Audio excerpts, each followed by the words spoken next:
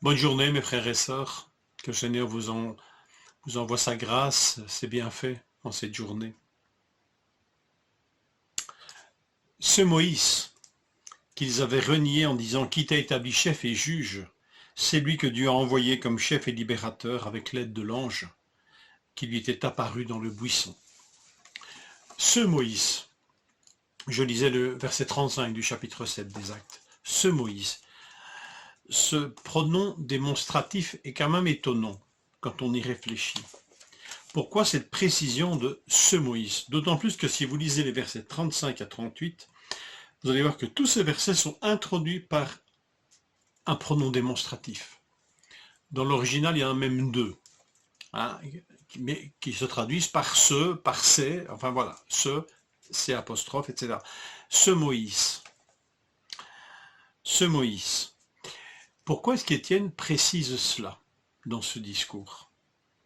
En fait, le motif d'accusation, un des motifs d'accusation, c'est que Étienne blasphème contre Moïse.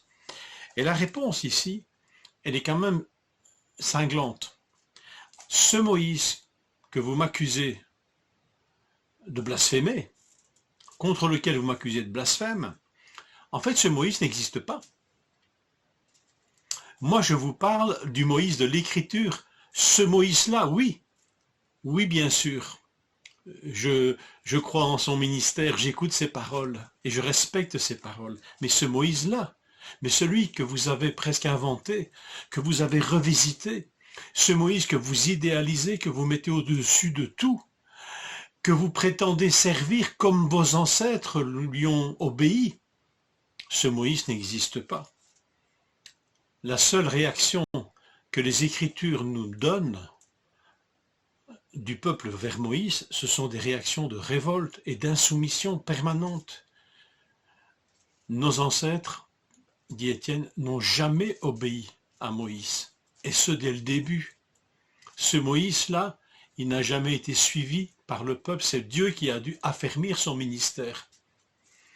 Donc ce Moïse que vous adulez aujourd'hui, et dont vous vous dites les serviteurs autoproclamés, eh bien ce Moïse n'existe pas.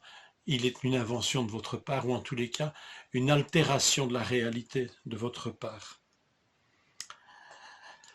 Ce Moïse dont parle Étienne, bien sûr, ils l'ont renié, nous l'avons vu au verset 35.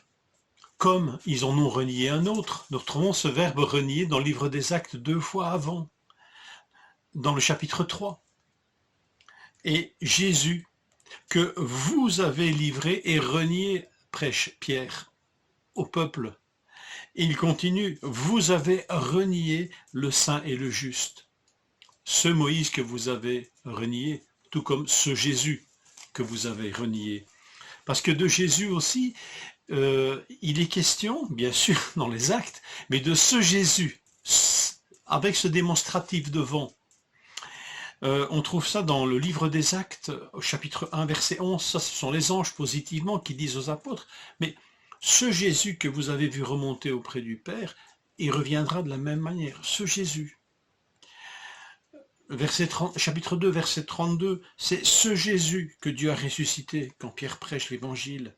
Verset 36, 2,36, sache avec certitude que Dieu a fait Seigneur et Christ, ce Jésus que vous avez crucifié. En dehors de ce Jésus remonté auprès du Père et qui revient, qui a été fait Seigneur et Messie, qui est passé par la mort et qui est ressuscité, en dehors de ce Jésus, il n'y a que de faux Jésus et de faux Christ. Faisons donc attention. Ici, le peuple de Dieu, Israël, est en train de rejeter le Messie. Et ici, un témoin rappelle que ce peuple si fervent à obéir à Moïse ont construit un faux Moïse, mais que le vrai Moïse, il les appelle à la repentance et à croire en Jésus-Christ.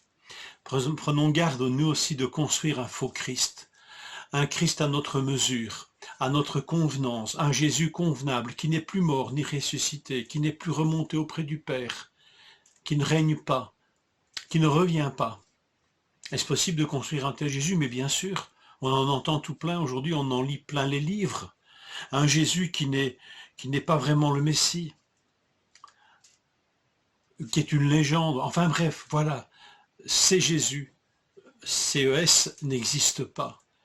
Celui en qui nous croyons, c'est ce Jésus dont il est question dans l'Écriture. Que nous ne l'oublions pas.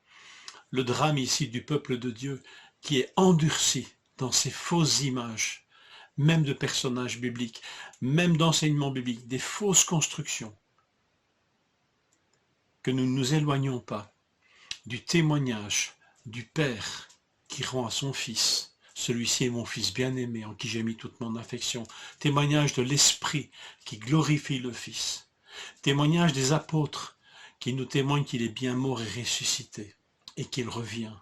Et surtout la mort et la résurrection, ils en ont été témoins. C'est ce Jésus qui est l'objet de notre foi. Que nous ne l'oublions pas.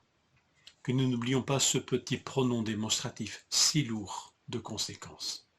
Que le Seigneur vous accorde une bonne journée et vous bénisse richement. Amen.